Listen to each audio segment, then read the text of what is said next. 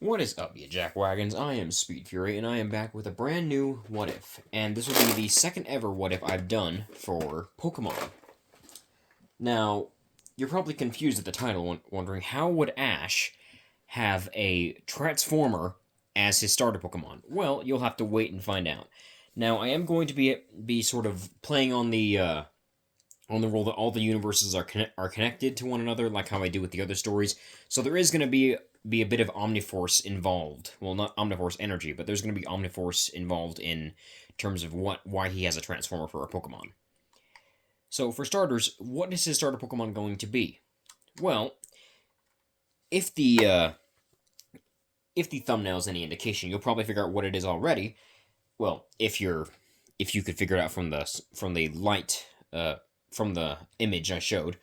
If I did show an image, I don't know if I'll have it up there by the time it's out. But anyway, his Pokemon is going to be still an electric type, but it's not going to be Pikachu. He'll still have Pikachu on his team, but it won't be his partner. And like Pikachu, this Pokemon will also be out of its Pokeball a lot of the time.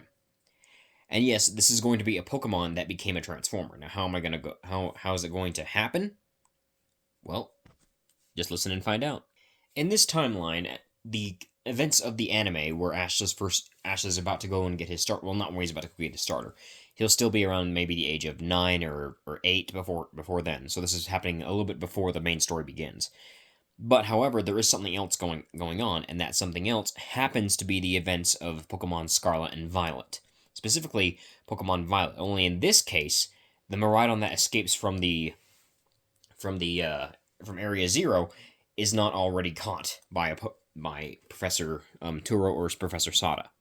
As Miraidon makes its escape out of the crater, it ends up coming face to face with what appears to be a crack in the sky. Said crack in the sky accidentally dropping some kind of crystal out of it.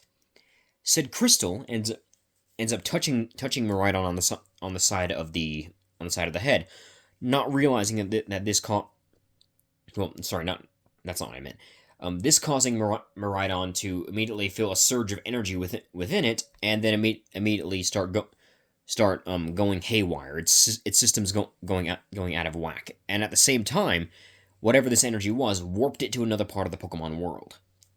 Instead of ending up where the lighthouse was, Miraidon ended up in a forest outside of a small town. Said small town being Pallet. Unbeknownst to Miraidon, or the other person that showed up shortly afterwards, a portal opened, revealing what looked to be a tall blue man. When I say tall, I don't mean 6 feet. I mean like almost 11 feet tall. He had large dragon wings and a dragon tail, and 2 lightning bolt-shaped horns coming out of the side of his head, piercing red eyes, and long black and gold spiky hair. He looked around for a minute before finding what he was looking for, being the crystal that had fallen from that was in the wrong dimension. He picked up the crystal before creating a portal and just tossing it back through the portal before making it disappear. He didn't notice that the Miraidon was crashed nearby, and the Miraidon was about to ask for help, but went unconscious before it could. The man looked around briefly before grumbling about how he never gets these kind of easy requests anymore when it comes to putting things back where they belong in different realities. Without any further ado, he walked back through a new portal he created back to his own home dimension. For those of you who are new to the channel, that was Speed Fury, going about his usual, making sure certain things that are in the correct reality. We'll skip ahead a bit to the next morning. As Miraidon began to regain its consciousness back, it woke up and immediately felt something was off with it. It then began to speak, which surprised it in and of itself because of the fact that its voice sounded feminine. Now, for those of you who don't know, Miraidon is a genderless Pokemon. It has no gender. It's a legendary, and most legendaries don't have genders. I said most, not all. Being confused about her now new gender and the fact that she was now female, she began to look around, not really seeing anything that was out of sorts, but noticing that she was very much not in the same place where she was aiming for. She was aiming for a great distance away from the crater, but not far enough that it would end up in a forest. In fact, the last thing she saw before landing was what looked like a widespread ocean, and that's not where she was now. She then remembered seeing the weird figure from before, but blacking out shortly afterwards, wondering what had happened. She got up and began walking around, not using her motorbike mode or her driving mode, as she didn't want to draw too much attention to herself. It was strange referring to herself as a her, but it was something she would have to get used to. As she came out of the forest, which she wasn't very far in the first place, she noticed that she found a small town nearby. The people in the town seemed to be, for the most part, gentle and kind, but she didn't want to approach them, mostly out of fear. She didn't know if she could trust these humans. She had seen the two humans that had been in the crater multiple times and had caught in a few of her kind, or at least a few of the kind from her timeline, or in her case, world. She's in a different world compared from her perspective. There was one thing that she did notice that was very similar to her own world, and that was that there were Pokemon here. However, the Pokemon seemed less um advanced than the ones from her universe or her world. They were more, well, organic instead of being bioorganic like she was. Because of course she wouldn't be able to eat if she wasn't partially organic. She decided to keep to the outskirts of the forest to not exactly approach the humans, but to keep an eye on them, see if they were worthy of asking for help. The strangest part about what had happened to her was that she could speak human language now, but it was something that she had never been able to do before. She shouldn't be able to do it in the first place, but she could. Before she went back into the forest to keep her distance from the humans, there was one small human child that did catch her attention. Said small human child was currently in awe of a Pokemon that he was looking at in front of him. The Pokemon was a large horned Pokemon that looked similar to another Pokemon from her universe, and by the sound of what it was saying, it was a Rhydon. The Rhydon noticeably belonged to another trainer. They did have trainers back in her world too, although the trainers did dress very much differently. The boys seemed to be very, very excited about the prospect of Pokemon and even going on a journey. That was something that humans did in her world too, as they also did those journey things that they like to do and collect gym badges. This boy looked to be around the age of maybe 8 or 9, according to human standards and how they age. He had extremely messy black hair that was spiked all over the place. Another human who was a female and had red hair instead of black came over and approached the child, and after conversating with the child, which Miraidon couldn't really grasp what they were saying, they began to walk away, and both went into the same house. It seems that bigger human was the mother of the child, although she didn't really look very similar to the boy in the slightest. Miraidon decided to head back into the forest after a while of watching the humans more. Maybe eventually she would approach them, but not now. After all, to humans, they couldn't understand Poke speech, so of course, seeing a talking Pokemon is very, very rare, and of course that would mean a bunch of humans would try to capture her. That's not something she wanted. Not without her okay at first, or her permission. If she was to go with a trainer, she'd want to go with a trainer who would treat her as an equal and with respect, not who would just use her for battles and for whatever they wanted. We're going to time skip now to ahead a little bit of a few months. It had been a few months since Miraidon had begun living outside of Pallet Town. She didn't really know why she stayed around the town. All she knew was that it was nice and peaceful here, and she didn't really want to leave. She also seemed to be rather drawn to the human child that she would always see, the spiky-haired one. While he was very excitable and wiry for being a kid, that much energy should be illegal in a child. She found herself being drawn towards him as though there was something special about the child. Another child, the brown-haired spiky-haired one, though, she didn't really like him. He was a bit too arrogant for her liking. Apparently, his grandfather was the professor of Kanto or whatever. She guessed that's where she was now. She knew that the town was called Pallet. She could read now, which was surprising, reading human language. But she also knew. But now she had a place now that she had a name to place on the place that she ended up in, Kanto. She figured that maybe all the regions of this world had professors in them. There was a Kanto back in her universe as well, but it wasn't as peaceful as this one. She then went. Her attention was drawn back to the two boys again, and it looks like they had gotten into a bit of an argument, with this ending with the black-haired boy stomping off in anger in her direction. Being a bit worried about the boy seeing her, she immediately tried to hide in some bushes. However, she didn't take into account that her glowing wheel or neck wheel thing was sticking out and revealing herself. The boy didn't notice her at first, but eventually, as he was grumbling to himself about how rude the other boy, who was apparently named Gary, was, he eventually did notice the glow from Miraidon's wheels, and began to walk over.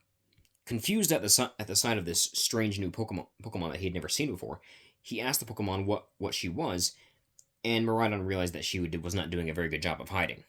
So, giving in to the boy's question, she simply answered him by saying that her name was Miraidon.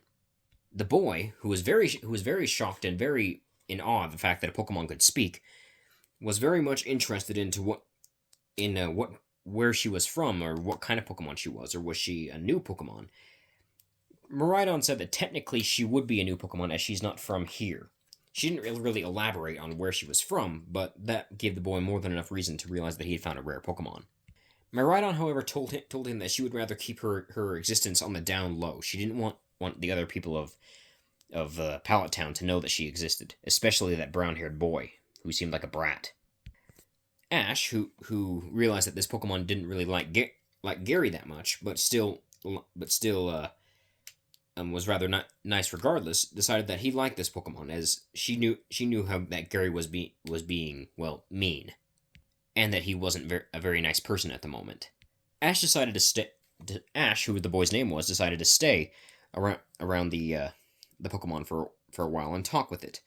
The Pokemon saying that she didn't exactly know what part of the world she was originally from. All she knew was that she ended up here and didn't really know how to get back. She could fly, but she figured that this place was a lot more peaceful than where she was before. Ash eventually said that hiding in the trees was a bad idea if she didn't want to be spotted by humans, as humans are always traveling through this area, and if they saw her, she would be instantly be at risk of being caught. He said that why not come to his house, where she can hide a lot safer inside of a house. Nobody would even attempt to catch her if she was already living with another family. Miraidon, seeing some logic in the boy's words, said that it would be a good idea, but didn't know if his mother would be very fond of having a large, four-legged dragon with wheels living with them. Ash was confused by when she said wheels, and then she showed him her motorbike mode, which curled up her tail, and her the wheel that was like sort of in her neck extended out to an actual wheel. I still don't know how that works. That still is kind of like super weird to me. Ash said that his mother would be more than happy to let her stay, but the trouble was getting her to the house. Despite it being so close, it was still kind of out in the open without being seen by people. Miraidon said she was rather quick, and if he jumped on her back, they could get over there as fast as possible, and she could jump pretty high so that nobody could see them. Deciding to take a longer route, Ash jumped on Miraidon's back, it was a rather smooth ride back to his house. They went in through the back door. Delia Ketchum was more than shocked to see a large dragon Pokemon standing next to her son, and was a bit worried at first before Ash explained that Miraidon could talk and that she was trying to hide from other humans. Delia, being kind of used to her son's shenanigans and the things he gets up to, decides to let the Pokemon stay, and was rather surprised by the Pokemon's polite demeanor and the fact that it was capable of speaking human so fluently and well. Asking Miraidon where she learned how to speak, and Miraidon said she has no clue in the slightest, as she just woke up and was able to speak human language. The next few days were spent with Ash and Miraidon sort of hanging out together, Ash not really wanting to hang out with any of the kids anymore, as he found it more fun to hang out with his new Pokemon friend. However, they were not expecting someone to be visiting that day, and they weren't expecting that someone to be Professor Oak. Upon entering the room and seeing the Pokemon that Ash was talking to, he realized that it was a new kind of Pokemon and simply must study it. Miraidon gave off a low growl as she didn't feel uh she didn't take too kindly to Professor Oak being all excitable and getting in her personal space. After some conversating with between Ash, Miraidon, and Professor Oak, Miraidon eventually decided that she would allow Professor Oak to study her, but Professor Oak said that he did not have the necessary tools here to do thorough examinations, and so offered if she would come to his laboratory, which Miraidon was unsure about, as well, it was that there were undoubtedly more trainers around the area. Professor Oak simply saying that they could hang out at his ranch, and that there were hardly any trainers that came out back there. In fact, most trainers didn't actually come to ever see their Pokemon over there, which was rather depressing to think about for him. He then began to mutter about a certain trainer just ditching one of their Nido King that they had caught at the ranch, and just never coming back for it, and how it's been causing trouble lately on the ranch. Getting back on track, he said that if they could find a way to get to his laboratory without being seen by anybody, they should be fine, as it's not too far away from where Ash's home is. They went out back once again and used Miraidon's flight mode to actually get there faster, with Professor Oak having to take a few deep breaths after they finally landed, as he was not expecting to be flown back to his laboratory, and not from the inside of a safe cockpit. Professor Oak went inside his lab to get the necessary tools he needed to study Miraidon. Miraidon and Ash simply just waiting outside, amongst the other Pokemon.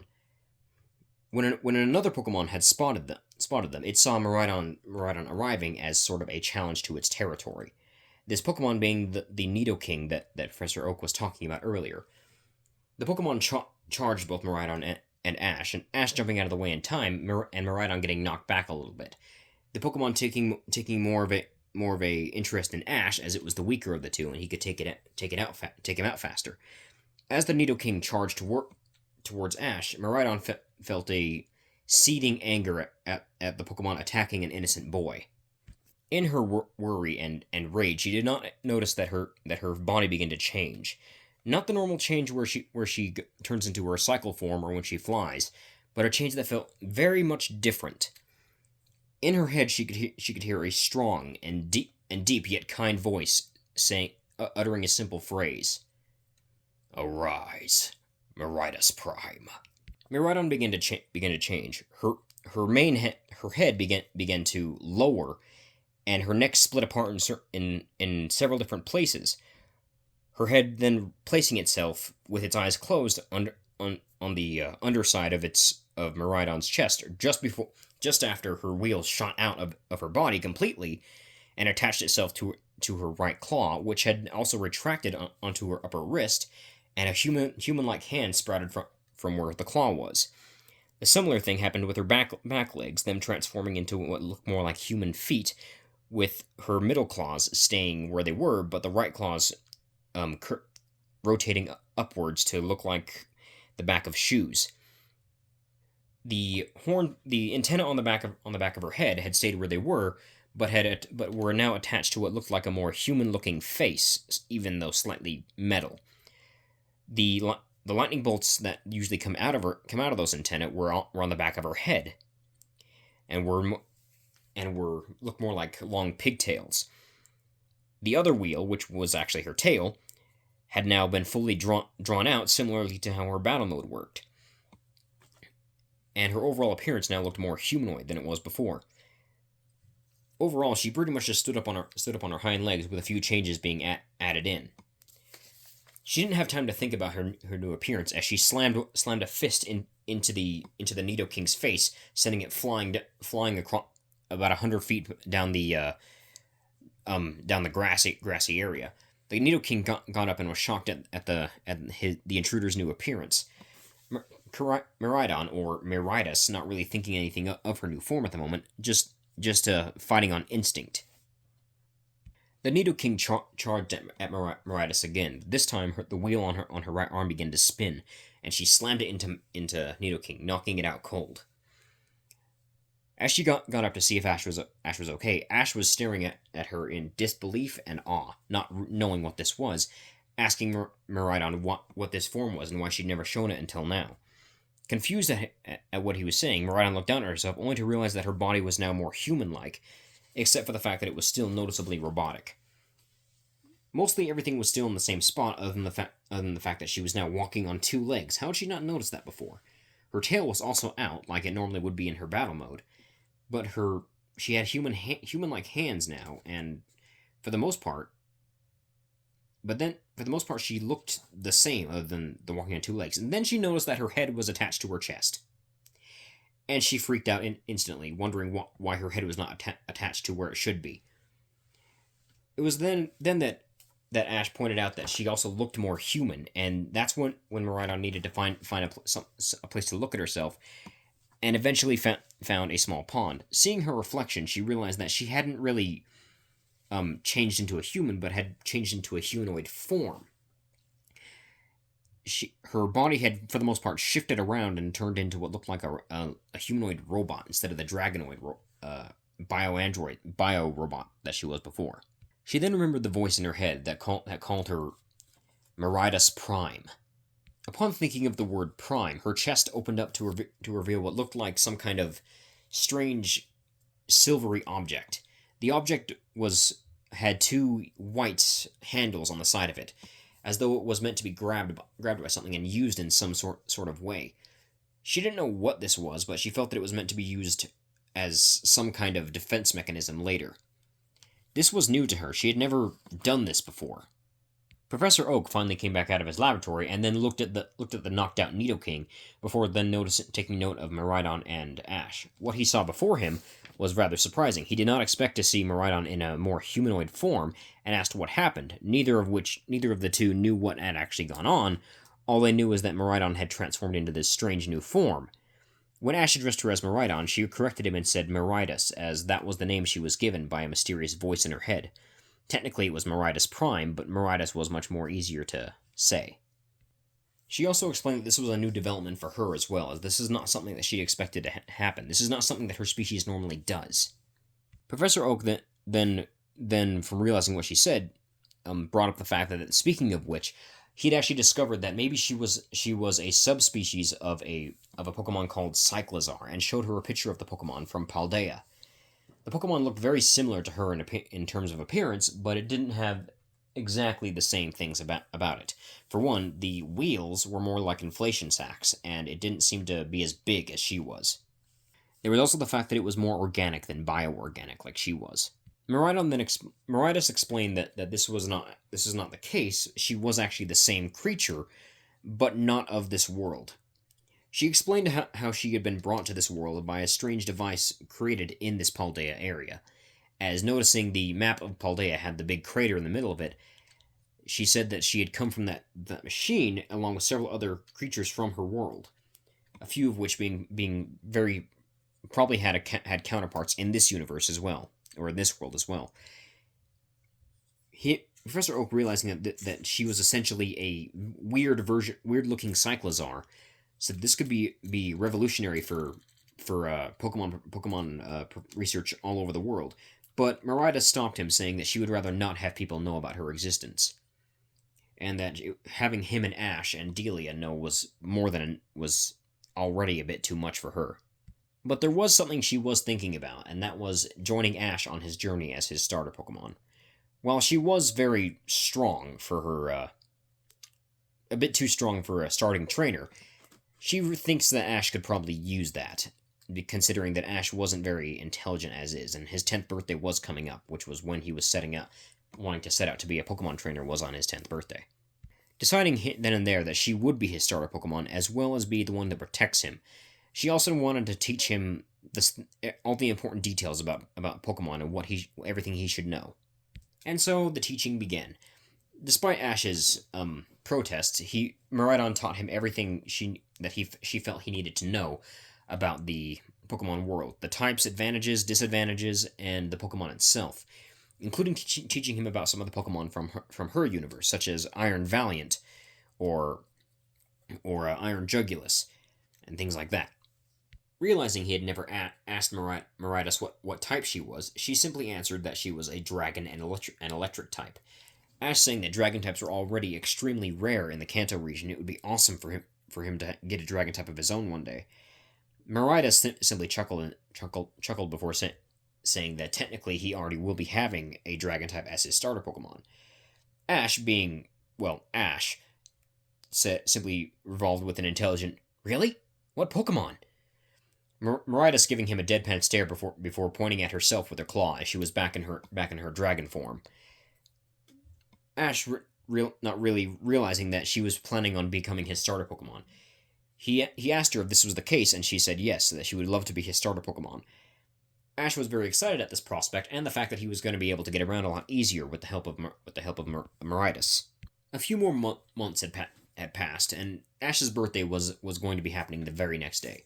He had learned all he needed to know about what it meant to be a Pokemon trainer and what to do.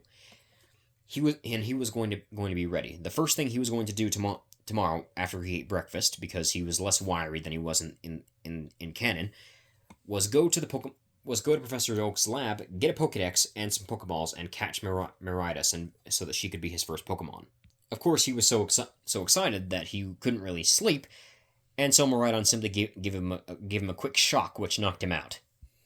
Delia gave Maridas a deadpan stare, saying that there were more efficient ways of getting a child to fall asleep than just shocking them.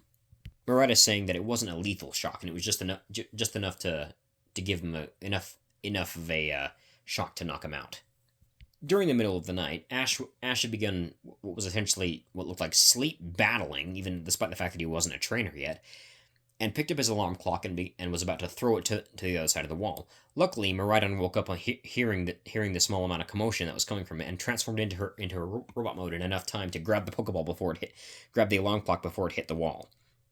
This allowing the alarm clock to go off at the right time and allowing Ash to wake up on time. After eating breakfast, he jumped on Miraidon's back, and they immediately rode over to the professor's lab. Several people staring at Miraidon on the way over, as she figured that there was no point in hiding herself, as people are going to see her anyway. Once they start journeying together anyway. One of the people they passed, who was a very startled Gary Oak, who was very shocked to see Ash driving on a very futuristic-looking motorcycle, began to chase while shouting stuff at Ash, who was ignoring him while he was talking to Maridas. As they arrived, Professor Oak congratulated Ash on being the first trainer there, which meant he would have the choice of his starter. Ash said that his starter was actually going to be Maridas, as that's what they both wanted. Professor Oak was a bit shocked at this, but wasn't really all that surprised. He decided to give Ash Pokeballs and even gave him an extra Pokeball to catch Maridas, which he did so right away. It was then that Gary Oak came in, yelling at Ash to where he got the cool motorcycle from, and where he even got a license to own such a thing. Ash saying that wasn't a motorcycle, and that was his new starter. Gary saying that the starters were to be Charmander, Bulbasaur, and Squirtle, and not whatever that was, and you can't have a motorcycle for a starter. This resulted in the Pokeball that Ash had just used to catch Maridas popping open, with Maridas coming out in her dragon form. Not her battle mode, just her regular dragon form. Being around the same height as Gary, she simply narrowed her eyes at him and then growled at him. Gary being shocked at the strange new Pokemon, and then protesting at his grandpa asking why Ash gets a cool looking Pokemon. Professor Oak saying that it wasn't given to him by him, but he actually had met Miraidon a while back, and she wanted to be Ash's Pokemon. Gary being confused as to what he meant by her, and Maridas then spoke, saying that she was very much capable of speaking for herself, and that she had decided to go with Ash of free will, not of her being given to Ash by Professor Oak. Gary was a bit shocked that Maridas could talk, and was also a bit irritated that Ash got what was essentially a fully evolved Pokemon, with Maridas stating that she actually doesn't evolve, or never, and always started out like this. This made Gary even more shocked at the size of the Pokemon, because the Pokemon looked more like a fully evolved Pokemon than an actual one. He then asked what Maridas' type was, and she said that she was electric and dragon. This made Gary angry, as this meant that Ash would already have an advantage over him and the starter that he was planning on picking, which was Squirtle. The other trainers of it all came by as well, each picking the other two starters that Gary didn't pick, and headed off. Before Ash left, though, Professor Oak decided to stop him, asking him if he could do him one favor before he left. There was a Pokemon that he had caught recently that was being rather troublesome, and figuring that Ash already had an electric type that also was dragon type, meaning that it would be a lot easier for him to handle it than it was for him. Wondering if he could eventually sort the Pokemon out and teach it to, well, behave. Handing him the Pokeball, Ash let the Pokemon out, and it was a Pikachu. The Pikachu in question began glaring at everything around him until his eyes fell on Miraidon, who he just gave a confused look for a second. The Miraidon giving him a quizzical look, wondering what trouble this Pokemon could have possibly been for the professor.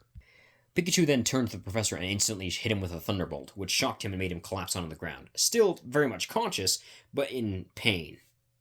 Seeing this, Miraida stretched out her tail and slapped Pikachu on the top of the head, saying that it wasn't nice to shock his elders.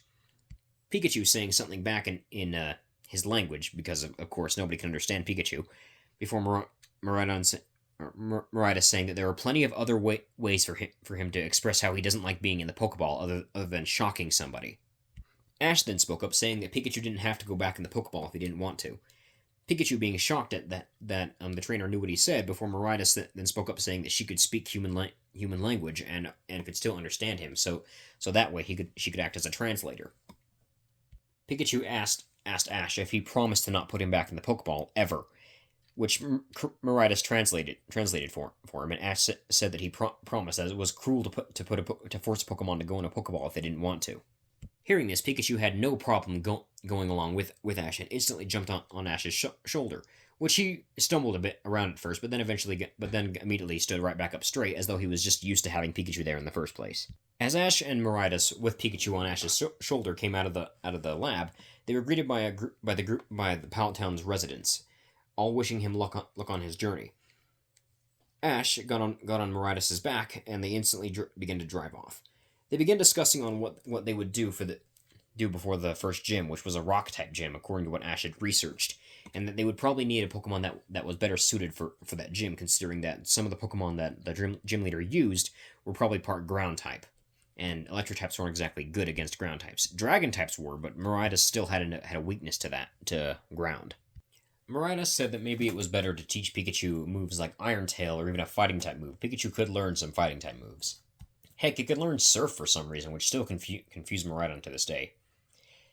Then again, she could probably learn it too, considering she could also swim in water, or drive in water.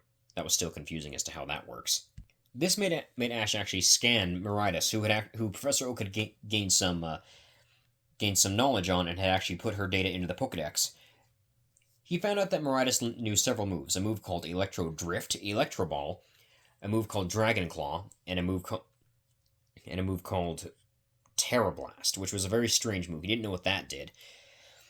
Miraida said that it was probably better for her to ditch Dragon Claw for a more ranged Dragon type move, as she wasn't very good at close quarters combat, not yet at least, and she should probably replace that Terra Blast with something more useful, as normal type moves weren't all that useful.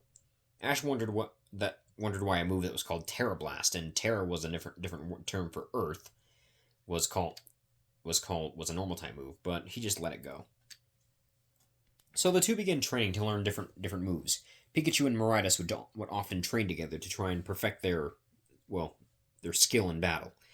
This resulted in Pikachu actually gaining a lot of experience due to the fact that Miraida was actually extremely overpowered. Remember, Miraida is basically a legendary Pokemon. Ash doesn't know this though, and neither does Miraida herself. As far as they know, she's just an alternate version of a Cyclizar with the weird ability to turn into a robot. At the end of the training, Pikachu and Miraida both had multiple moves. Not just 4, they had 6 each. Pikachu had Thunderbolt, Volt Tackle, Quick Attack, Iron Tail, Power Up Punch, and Surf. Miraida had Electro Drift, Thunderbolt, Electro Ball, Dragon Pulse, Focus Blast, and Trailblaze. Trailblaze is a grass-type move, for anyone that doesn't know. It's a move that was introduced in Scarlet and Violet, so if you haven't played Scarlet and Violet, I highly doubt you know what that move is. It's a strange name for a grass-type move, but it's a grass-type move. I don't actually remember if Miraidon can learn that move or not, but I'm saying it can for this story, so. After doing enough training, oops, I moved my phone by accident. The three decided to move on, with Ash jumping on Meridas' back and them driving off. At some point, they came to a small little river, and immediately Miraidon just drove through it. Drove through it, splashing a red-headed girl on the way, who yelled at them, with Ash having Meridas stop and apologizing to her. She then took notice of Ash's motorbike, not realizing that it was a Pokemon, asking him if he was even old enough to be riding a motorbike like that. Before Ash said that Meridas is not a motorbike and that she is a Pokemon. Meridas turning her head towards Misty and saying that it is rather rude to call someone a motorbike just because she looks like a motorbike. The girl, who introduced herself as Misty, was rather confused at the sight of the talking Pokemon that turned into a motorbike that she had never seen before. Meridas simply said, "Welcome to the club," as there would be multiple people who said that, because not every day you meet a talking motorbike dragon. There was a loud crash of thunder as the group looked up to see storm clouds forming. Meridas saying that it's probably a good idea for them to get to the next town as fast as possible, especially with that rain coming in. Misty looked at her bike a little bit distressed at the fact that she didn't have a way to get there faster.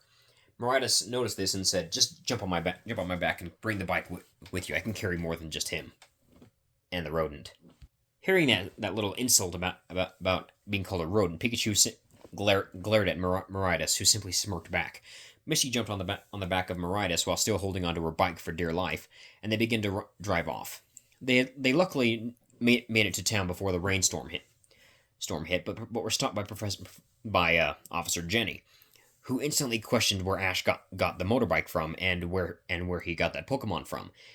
Ash saying that Pikachu is his Pokemon and Meridas is not a motorbike, which he felt like he was going to be explaining that to a lot of people. Meridas then turned to Officer Jenny and questioned to herself out loud, so Officer Jenny could hear, how many people were going to call her a motorbike just because she had two wheels. Officer Jenny realized that that could be taken as offensive towards the dragon motorbike thing that she had never seen before. She then asked Ash for some identification, which Ash produced his Pokedex. She looked at the Pokedex before confirming that they could go past, while also wondering what Pokemon Ash actually had caught that turned into a motorbike.